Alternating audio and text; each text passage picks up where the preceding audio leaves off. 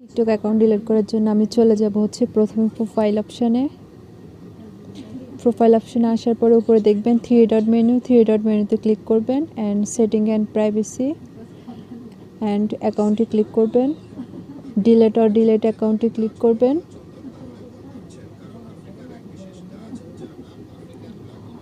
Delete account permanently click করবেন।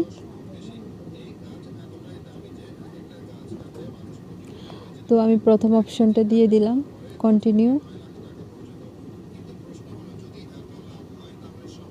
তো আমি টিক মার্ক করে দিলাম এবং কন্টিনিউ দিলাম। কন্টিনিউ।